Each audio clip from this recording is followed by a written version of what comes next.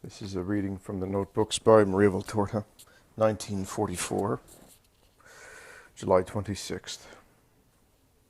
Jesus says, "Love, mercy, prayer, mortification, and the desire to possess God's gifts and holiness, undeniably praiseworthy sentiments, can be stained with impurity, which ruins them and makes them unacceptable to God. Purity of heart does not consist of having a heart enclosed in a virginal body, or the heart's desire to remain like this. Purity of heart is so delicate that physical purity is nothing in comparison to it. The latter is a massive wall against which Satan's attempts bounce back without serious damage. It is enough for people not to desire and not to arrive at violating themselves. But the former is a silvery cobweb, and even a blue bottle's wing can break it. A blue bottle's wing. The recklessness of a spirit ceasing to watch over itself constantly and carefully. It is then very easy for the holiest things to be stained with human rust, decomposing, or at least being disfigured in their essence of goodness. Love for God is impure when you offer God worship whose purpose is this: I love you because I want a lot from you. You may request and hope for everything from God who loves you, but how much more beautiful it is to say, Father, I love you and want what you want. I ask only to do what you want. I want only what you send me, for if you send it to me, it is certainly for my good. You are my Father, and I abandon myself to your love. It is impure when it is to receive compensation. God should be loved above all calculation, loved in himself and for his own sake. If I said love with no hope of compensation when referring to one's neighbor, Matthew chapter 5 verses 43 to 47 and Luke chapter 6 verse 27 to 35. If I said love with no compensation when referring to one's neighbor, with greater reason shouldn't this love free from calculation be given to God? Similarly, love for one's neighbor is impure when, among your neighbors, you love only those who love you, serve you, or are in any way useful to you. I have placed no limitation on love for one's neighbor. I said, love your neighbor as yourselves. Matthew chapter 22, verse 39. And aware of your tendency to proclaim yourselves to be good, kind, pleasing, holy, and so on, as well as your subtlety in distinguishing what it benefits you to distinguish, which would have led you to love very few, for in all you would have found defects as compared to your virtues, defects which in your eyes would have justified your severity towards your neighbor. I specified, turn the other cheek to those who have already struck you, and to those who have taken away your tunic with overbearance, hand over your mantle as well. Love and do good to those who hate you, and pray for those who cause you suffering. Matthew chapter 5 verses 39 to 40 and 44. I know the world's intelligence calls these counsels foolishness. Pigs call pearls filthy stones, and prefer the foul-smelling swill on which excrement and refuse floats to them. The world's intelligence has a lot of affinity to the tastes of pigs. But what is foolishness to the world is knowledge for the children of the Most High. It is intelligence and grace. Follow this knowledge, intelligence, and grace, and you will receive a great reward in heaven, and supernatural comforts on earth. Those comforts at all hours which the worldly seek in vain to find among the things of the world, and the more they plunge in, the more bitterness and disgust penetrates their hearts. There is nothing but God that gives peace. God and a good conscience, two things which sinners are not on good terms with. Mercy is also beautiful, but to be truly beautiful and pure, like a happy virgin going to the altar, it is necessary for it to lean on upright intention, as on the arm of a loving bridegroom, to whom one's word is given. It otherwise becomes vanity and pride, and even giving is futile, as if you were to throw your offerings between Satan's jaws.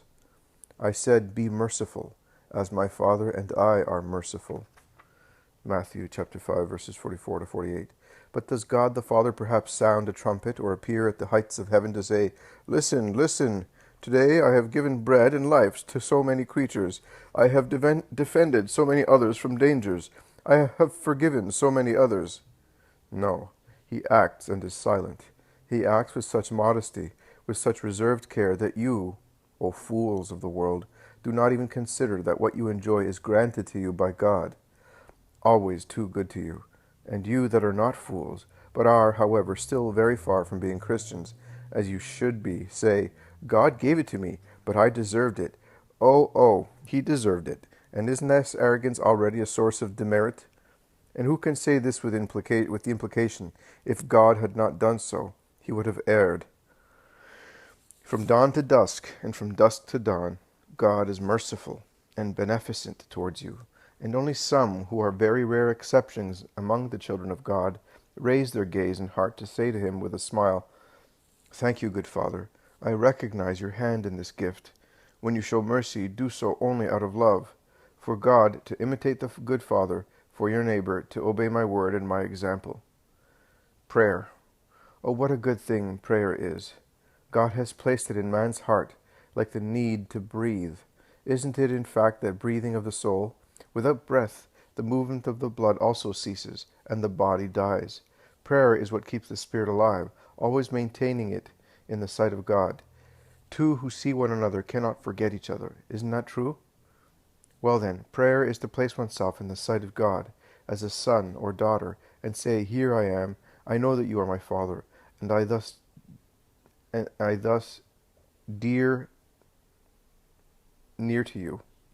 Who can I speak to in the certainty of being understood, if not to him who has taught me the word, his word? But prayer, like other things, must be pure, not done for human gain.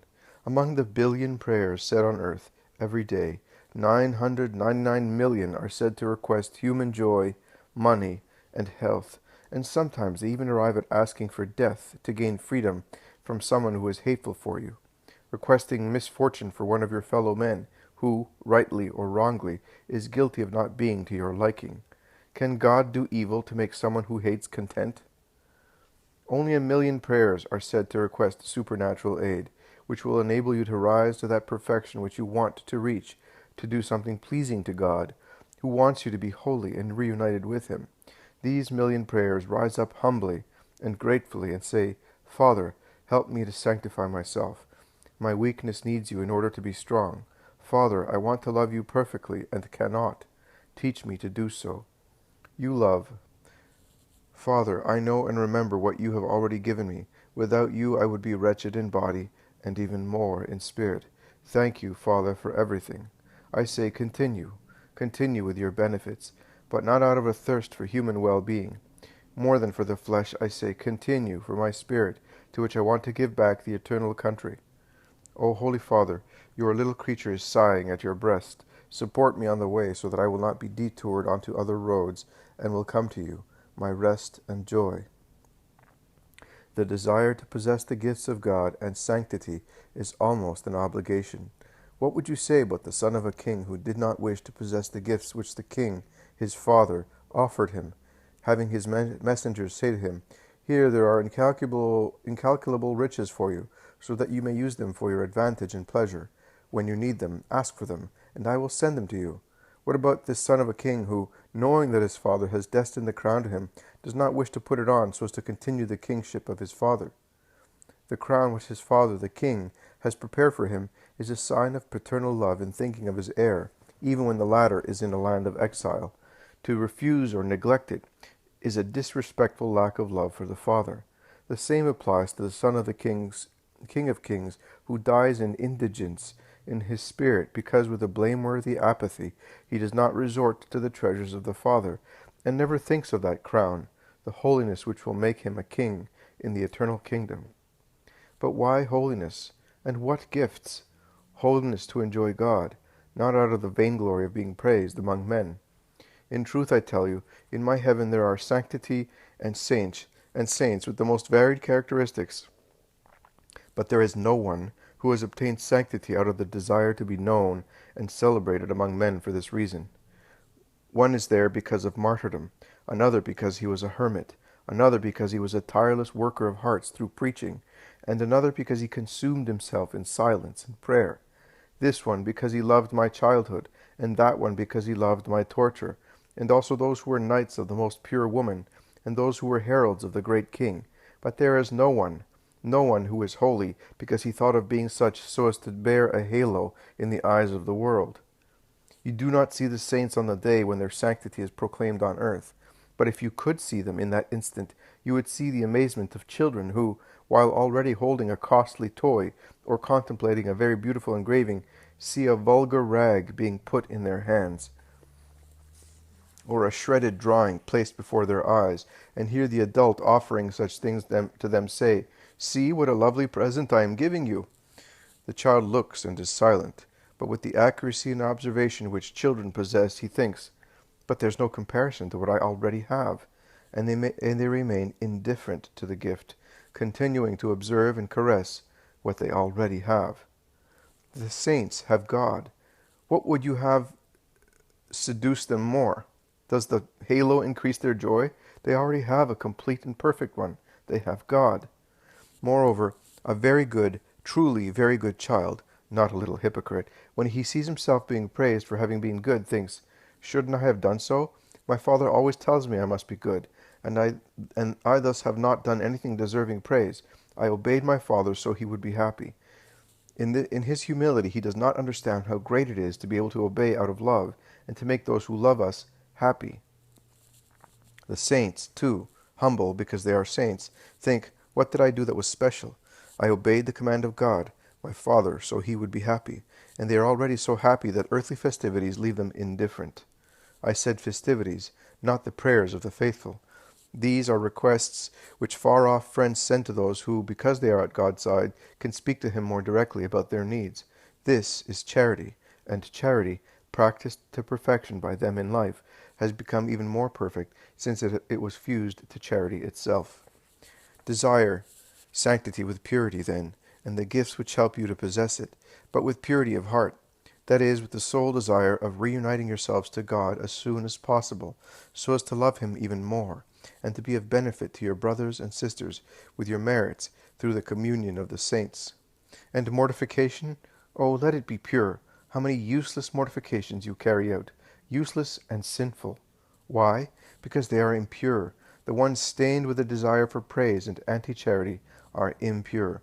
To be good so as to be praised, to perform a penance to be noticed, and to sacrifice oneself in not eating a piece of fruit so that the world will admire you, and then fail to be patient, humble, and merciful, is really useless. What do you want me to do with your uneaten fruit? When you avenge yourselves for the sacrifice of not eating it by stinging one of your brothers with venomous words, what do you want me to do with a penance of yours if you are later unable to endure even what life brings you?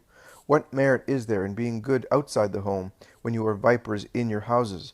What merit is there in wearing a hair shirt if you are unable to wear the hair shirt of my will in silence?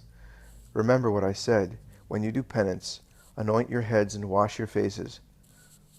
Matthew chapter 6, verse 17. Go ahead and appear to be unmortified in the foolish eyes of the world. It is enough for you not to occasion scandals, for scandal is always an evil. But if you seem like mere ordinary creatures, and thus receive only indifference and no praise, while consuming yourselves secretly out of love for God and your brothers and sisters, your merit will be great in the eyes of God. And if you are unable to impose penances on yourselves, oh, accept the ones in life itself. It is full of them. Accept by saying, "If this affliction comes from God, may your will be done, O Lord. If it comes from a poor, wicked brother, I offer it to you, Father, that you may forgive and redeem him." Act like this, beloved ones, and everything in you will be pure. You will then have purity of heart, and in a heart with purity, God has his throne. Go in peace now. Proceed in my peace on the way of purity of heart, with the thought that the pure in heart will enjoy God.